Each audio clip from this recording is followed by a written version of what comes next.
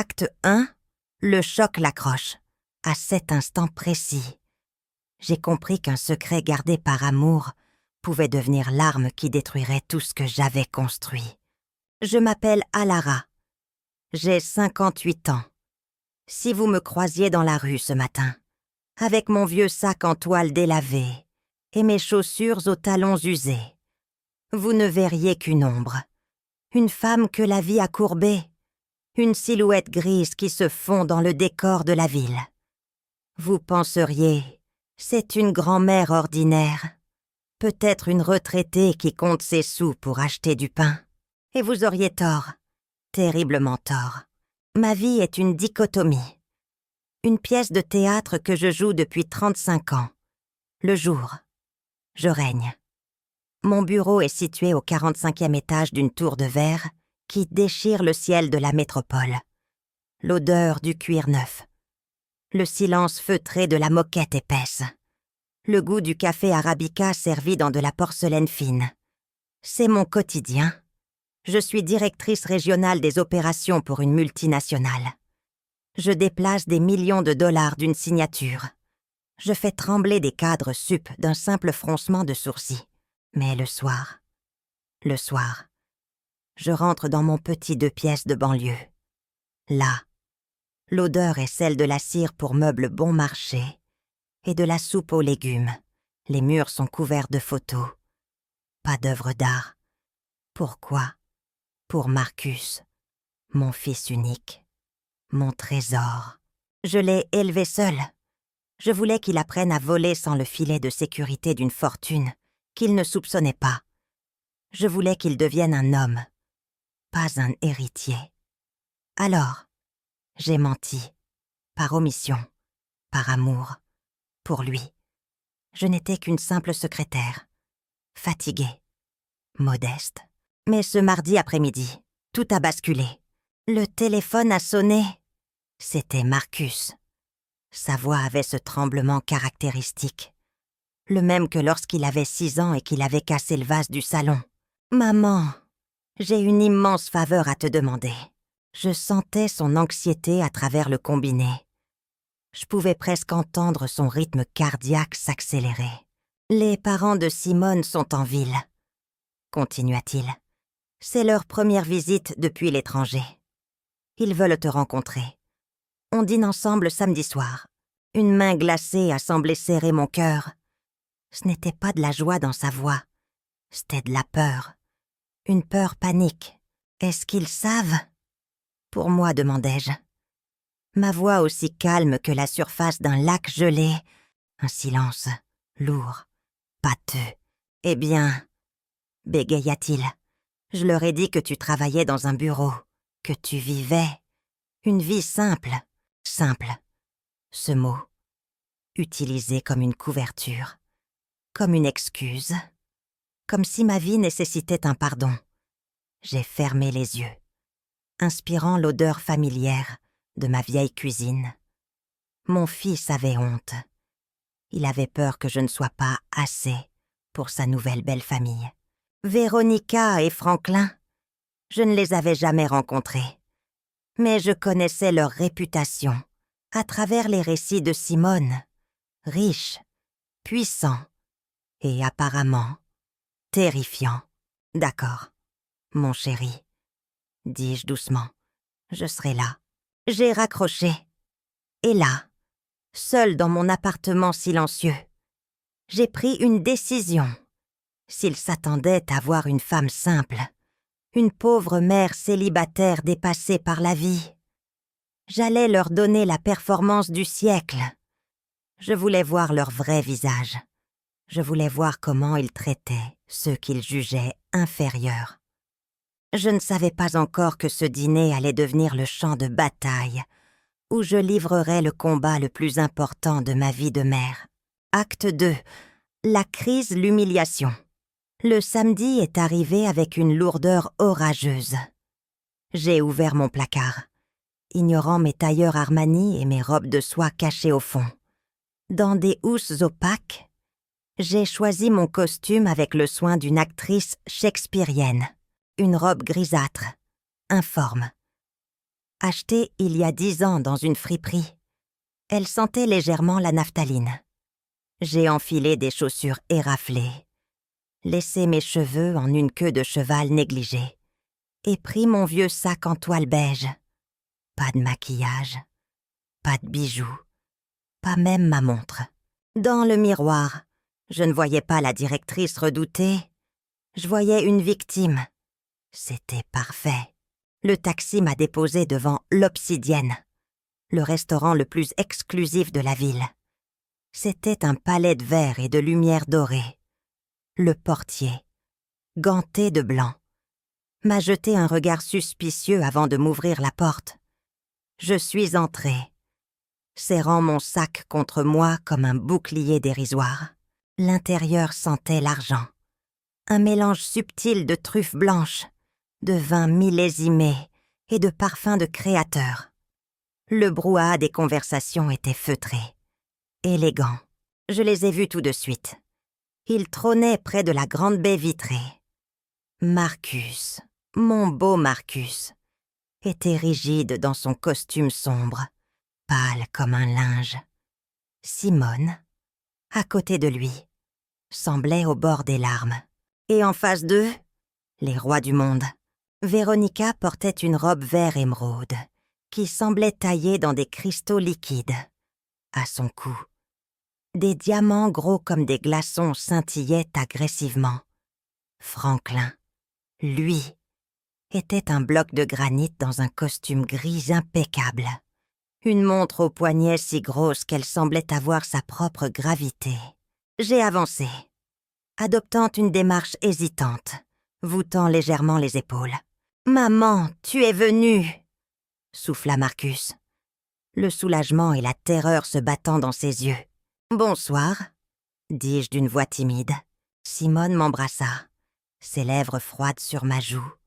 Puis, les présentations. Véronica me scanna, de haut en bas, un inventaire rapide, brutal, clinique. Elle vit la robe froissée, les chaussures usées, le sac en toile. J'ai vu le mépris naître dans ses yeux. Une étincelle froide et cruelle. « Enchantée », dit-elle en me tendant une main molle. Fuyante, comme si elle avait peur d'attraper une maladie, la pauvreté. Franklin me gratifia d'un hochement de tête distrait, ne prenant même pas la peine de se lever. Il m'avait laissé la place en bout de table. La place du pauvre parent. L'après-pensée. Le cauchemar a commencé avec le menu, relié de cuir, lourd. Tout était écrit en français calligraphié. J'ai fait semblant de plisser les yeux. Confuse. Besoin d'aide. Alara demanda Véronica. Un sourire mielleux aux lèvres. Les prix ne sont pas affichés pour les invités. Mais ne vous inquiétez pas. C'est complexe pour les non-initiés. Je ne comprends pas ces mots, murmurai-je. Elle soupira. Un son théâtral d'exaspération bienveillante. Garçon, apportez-lui quelque chose de simple. Du poulet, et pas trop cher. Nous ne voulons pas faire de gaspillage. Le mot gaspillage a claqué comme un fouet. Personne n'a bougé. Marcus regardait ses mains. Simone fixait sa serviette. J'ai baissé la tête, jouant mon rôle, encaissant le coup. Le dîner fut une torture lente. Une masterclass en cruauté mondaine. Pendant 1 heure, Véronica a monopolisé la parole. Elle parlait de leur hôtel à $1000 la nuit, de la voiture de luxe louée, des petits achats de l'après-midi, qui équivalaient à mon prétendu salaire annuel. Nous avons toujours été si prudents avec notre argent, disait-elle en me fixant, cherchant l'envie dans mon regard. L'investissement, l'immobilier, et vous, Alara, que faites-vous? Exactement. Je travaille dans un bureau, répondis-je doucement. De la paperasse, du classement. Ah, de l'administratif. C'est courageux. Les plats sont arrivés. Véronica a coupé son steak avec la précision d'un chirurgien. $80 le morceau de viande, annonça-t-elle à la table entière, Mais la qualité n'a pas de prix, n'est-ce pas? Puis, elle a posé sa fourchette. Le silence s'est fait. Elle a essuyé ses lèvres, a pris une pose de gravité maternelle et s'est tournée vers moi. Je sentais le piège se refermer. À Lara, commença-t-elle. Maintenant que nous sommes en famille, il faut être réaliste. Nous aimons Marcus, mais nous voulons que Simone ait une stabilité. Marcus s'est tendu. Maman, ce n'est pas le moment. Tais-toi, Marcus, coupa Franklin. Laisse parler les adultes. Véronica reprit, sa voix dégoulinante de fausse compassion. Nous savons que vous avez fait de votre mieux. Mais Marcus a maintenant des responsabilités. Il ne doit pas avoir de fardeaux inutiles. Fardeau. Elle venait de me traiter de fardeau devant mon fils. Franklin et moi avons réfléchi. Continua-t-elle. Nous aimerions vous aider. Nous pourrions vous offrir une petite allocation mensuelle pour que vous soyez plus confortable. Et surtout, pour que Marcus n'ait plus à s'inquiéter pour vous. Elle marqua une pause, savourant sa propre générosité. En échange, bien sûr, nous vous demanderions de leur laisser de l'espace, de ne pas appeler si souvent, de ne pas être une présence constante. Laissez-les construire leur vie, sans interférence. Qu'en dites-vous? C'était là, le fond du gouffre. Il ne voulait pas m'aider. Il voulait m'acheter. Il voulait payer pour que je disparaisse. 700 $ par mois contre l'amour de mon fils. Marcus a explosé. Il a tapé du poing sur la table. C'est assez, maman. Ne réponds pas à ça. On part. Assieds-toi. Marcus aboya Franklin. Ta mère comprend la situation. Elle sait qu'elle a besoin de ça. Et vous? Avez-vous déjà ressenti cette chaleur, ce feu froid qui monte le long de la colonne vertébrale quand l'injustice devient insupportable? Avez-vous déjà senti que le silence n'était plus une option? Acte 3. La découverte. La révélation. J'ai pris une profonde inspiration. L'air climatisé du restaurant semblait soudain plus frais. J'ai lentement posé ma serviette sur la table.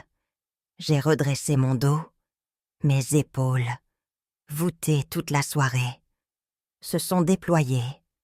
J'ai levé les yeux. Mon regard a changé. La pauvre Alara avait quitté la pièce. La directrice des opérations venait d'entrer en réunion. J'ai attrapé mon verre d'eau, pris une gorgée lente, délibérée, laissant le silence s'étirer jusqu'à ce qu'il devienne insupportable. Vibrant, électrique. Tout le monde me regardait. Il sentait le changement, sans pouvoir le nommer. Une tension animale. Puis, j'ai parlé. Et ce n'était plus la voix timide et chevrotante. C'était ma vraie voix, claire, posée, glaciale. Une voix habituée à donner des ordres à des milliers d'employés. C'est une offre très intéressante. Véronica, dis-je en me penchant légèrement en avant. Très généreuse. Mais avant d'accepter, j'ai quelques questions de clarification. Véronica cligna des yeux. Déstabilisée. Son sourire vacilla. Bien sûr, posez vos questions. Cette allocation modeste, à combien l'estimez-vous? Exactement. Elle hésita. Eh bien, peut-être 500 $. Disons 700 $ par mois. Je hochai lentement la tête. Un petit sourire en coin, froid comme l'acier. Je vois, 700 $ par mois pour que je m'évapore de la vie de mon fils. C'est votre valorisation de l'amour maternel. Je ne le formulerai pas ainsi. Se hérissa-t-elle. Oh, mais moi si. Vous avez investi 55 000 $ dans leur mariage et leur lune de miel. Et maintenant, vous évaluez mon élimination à 700 $ mensuels. Dites-moi, Véronica, est-ce que tout cet argent vous a acheté ce que vous vouliez vraiment? Est-ce que ça vous a acheté le respect? ou juste l'obéissance. L'atmosphère à la table s'est brisée comme du verre. Franklin ouvrit la bouche, mais je levai une main pour l'interrompre. Un geste d'autorité absolue. Il se tut, choqué. Vous avez passé ce dîner à parler de prix. Le prix de votre hôtel, de votre voiture, de ce steak.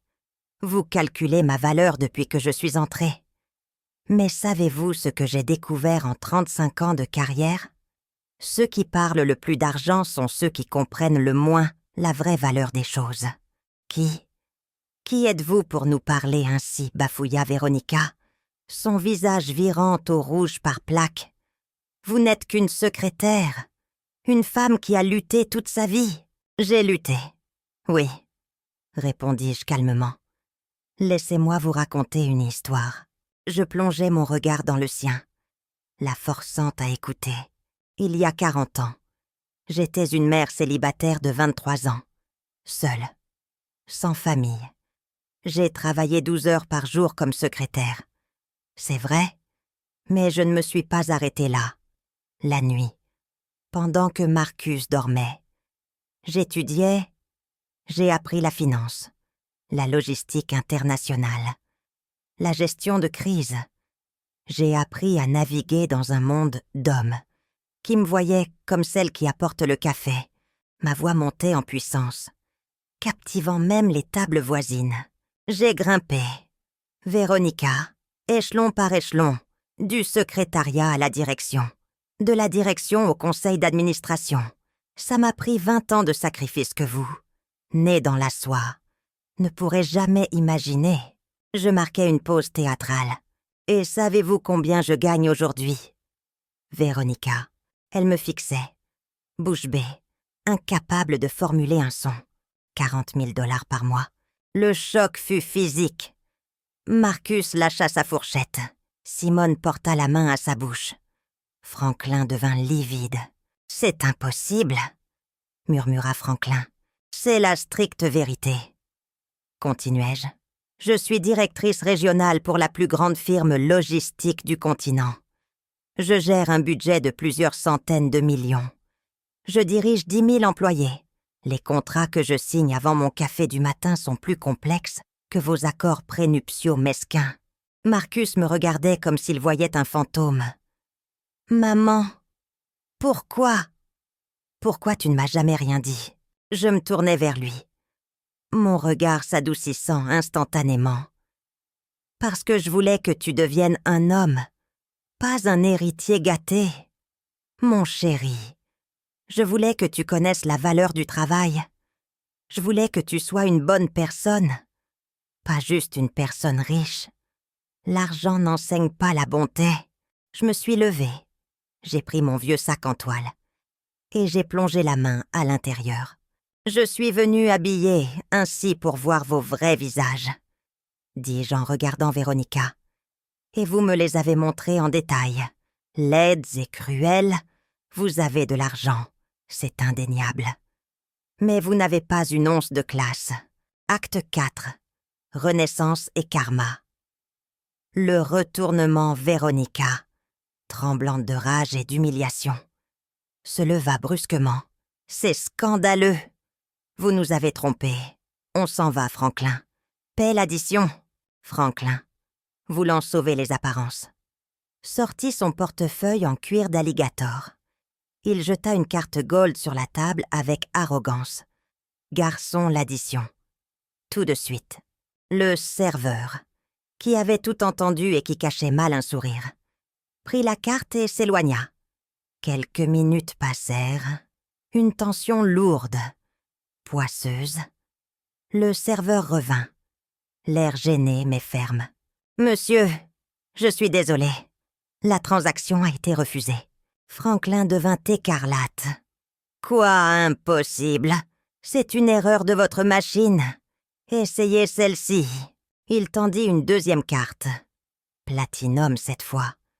Le serveur repartit, revint, refusé aussi. « Monsieur, fonds insuffisants ou blocage bancaire. » Indique la machine.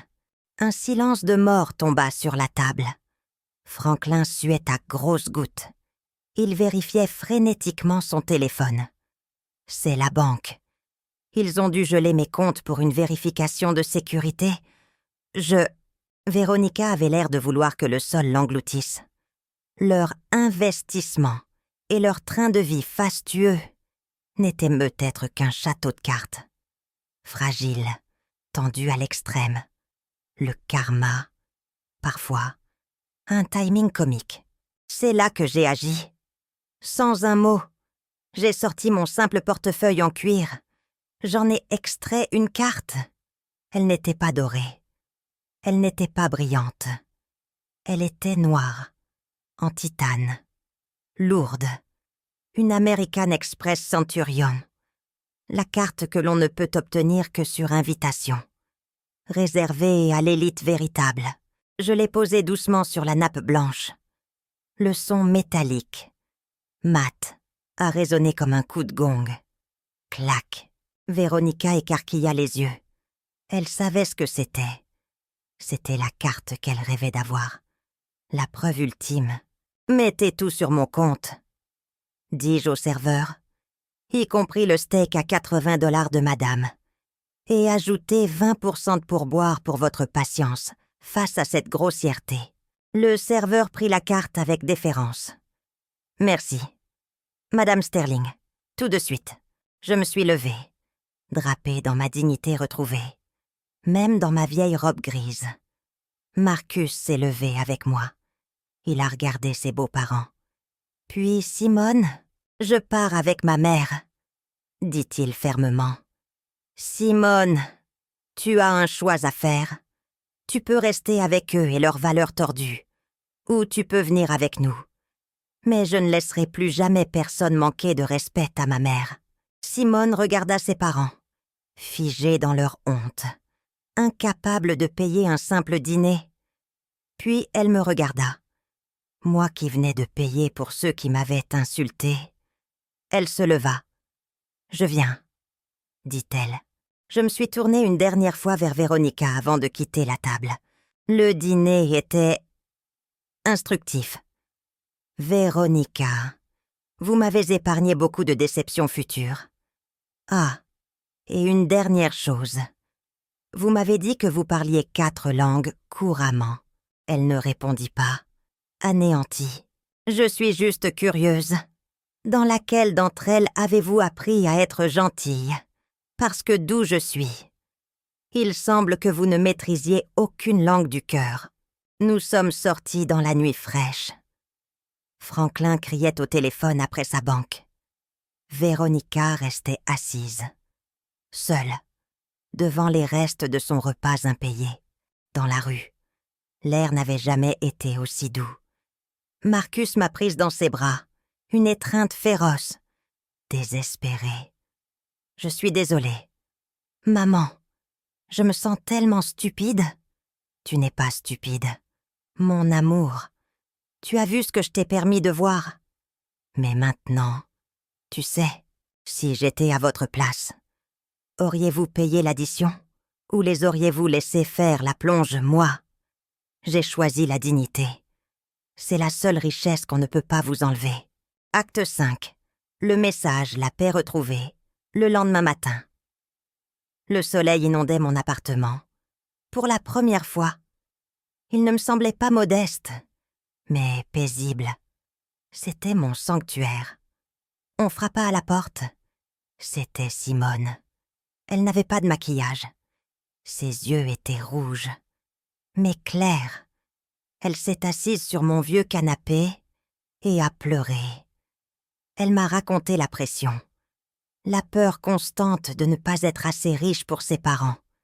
Cette pauvreté d'âme déguisée en opulence, je veux apprendre de vous. « Alara, » dit-elle, « apprenez-moi à être forte sans être cruelle. Apprenez-moi à avoir de la richesse sans qu'elle me possède. » J'ai souri. J'ai compris que ma mission était accomplie. Ce jour-là, j'ai appris, et je veux partager avec vous, ces 5 leçons essentielles. Le bruit contre le silence. L'argent fait du bruit, mais la richesse chuchote. Ceux qui ont besoin de prouver leur valeur sont souvent ceux qui en doutent le plus. L'indépendance est le plus beau cadeau en laissant mon fils se débrouiller. Je lui ai donné une confiance en lui qu'aucun héritage ne peut acheter. Le costume ne fait pas le moine. Ne jugez jamais quelqu'un sur son apparence. La femme en robe fripée peut être celle qui signe vos chèques de paie. La dignité est une arme face à la cruauté.